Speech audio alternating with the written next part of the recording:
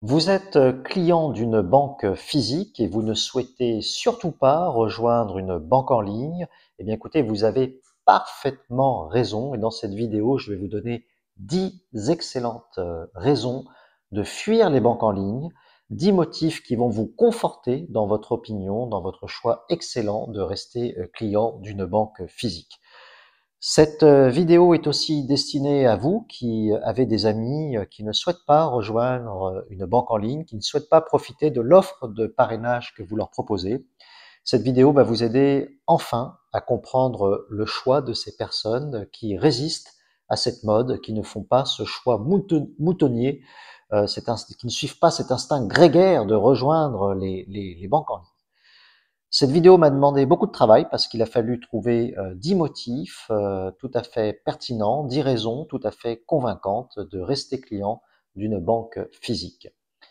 Alors, je commence tout de suite par la première raison, peut-être la raison la plus évidente. Raison numéro un, vous aimez les choses matérielles, les choses qui se touchent. Vous êtes comme saint Thomas, vous ne croyez que ce que vous voyez, votre agence bancaire, vous la voyez, la banque en ligne, elle est beaucoup moins palpable, elle est beaucoup plus difficile à voir. Vous n'aimez pas d'ailleurs tout ce qui est virtuel, vous n'aimez pas Internet, d'une manière générale, vous n'aimez pas le 21e siècle, donc vous n'irez jamais dans le métaverse. Alors pourquoi vous iriez dans une banque en ligne? Donc, première raison tout à fait valable de ne pas rejoindre une banque en ligne. Raison numéro 2, vous n'avez chez vous ni ordinateur, ni smartphone. Dans ce cas-là, d'ailleurs, je me demande comment vous faites pour voir cette vidéo. Peut-être que vous la regardez sur un téléviseur connecté.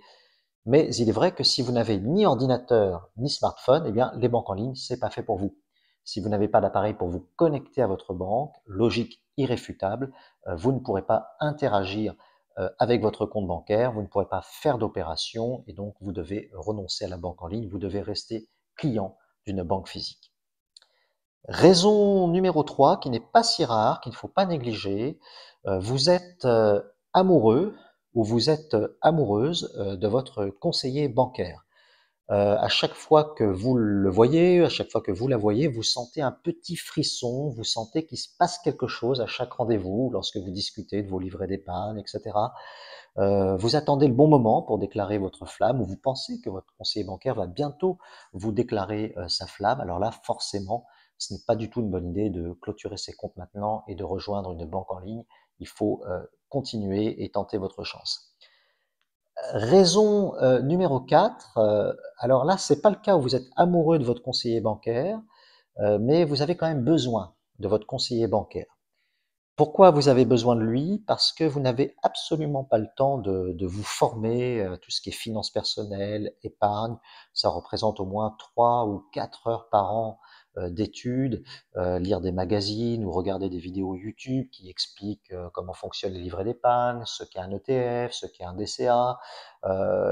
Ouais, ça prend au moins 3 heures par an. Vous n'avez pas le temps, pas de temps à consacrer à ça. Vous souhaitez que votre conseiller bancaire vous l'explique plutôt que de vous former par vous-même, plutôt que de vous faire votre propre avis par vous-même, vous pensez que votre conseiller bancaire est capable, mieux que vous, de savoir ce qui est bon pour vous. Dans ce cas-là, restez client de votre banque physique. Raison numéro 5, vous n'aimez pas les centres-villes trop agités. Vous n'aimez pas les commerces alimentaires qui font des mauvaises odeurs, vous n'aimez pas les terrasses de café bruyantes jusqu'à minuit, vous voulez un centre-ville calme, aseptisé.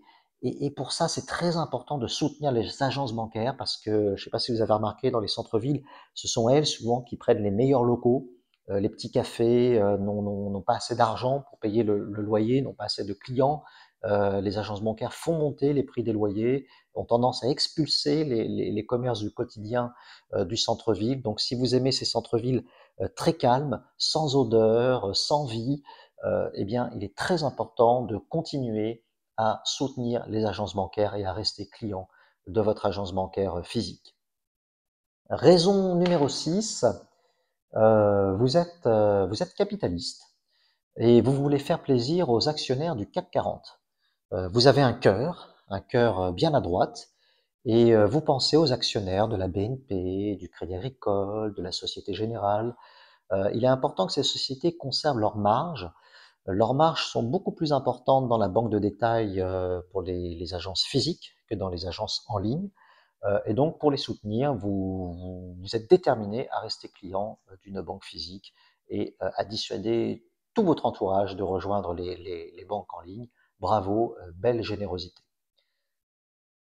Raison numéro 7, vous pensez sincèrement que les banques en ligne sont des startups un peu douteuses, qu'elles ont été créées par des farfelus dans un garage, qu'elles sont bourrées de bugs.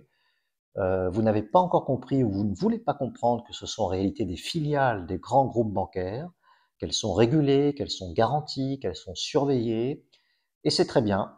Donc dans ce cas-là, restez dans votre banque physique, surtout ne devenez pas client d'une banque en ligne. Raison numéro 8, qui elle aussi n'est pas si rare, je la rencontre très souvent dans mon entourage, vous aimez vous faire plumer. Alors, pour vous, payer une carte bancaire 45 € par an, c'est tout à fait normal. Vous ne comprendriez pas qu'elle soit gratuite. Être facturé 3 € par mois de frais de tenue de compte ou être facturé à la moindre opération, pour vous aussi, c'est normal. Le gratuit, d'ailleurs, d'une manière générale, vous inquiète. Si c'est gratuit, c'est qu'il y a un loup, c'est peut-être que c'est vous le produit et ça vous rassure de payer, vous aimez payer, même s'il y a le même service à côté gratuit, vous préférez payer, vous préférez vous faire plumer. Très bon motif de rester client d'une banque physique. Raison numéro 9, alors c'est un peu une variante de la raison numéro 8, vous trouvez finalement que 10 € par mois, ce n'est rien, vous ne croyez pas à la magie des intérêts composés, vous ne vous rendez pas compte que 10 € par mois, ça fait 120 € par an, que si cet argent était placé tout au long de votre vie, ça pourrait faire plusieurs milliers d'euros économisés, que même avec la magie des intérêts composés, j'ai calculé que sur 40 ans, économiser 200 € par an, cela, si vous placez cette somme à 8% sur des ETF S&P 500, cela représente au total 50 000 €.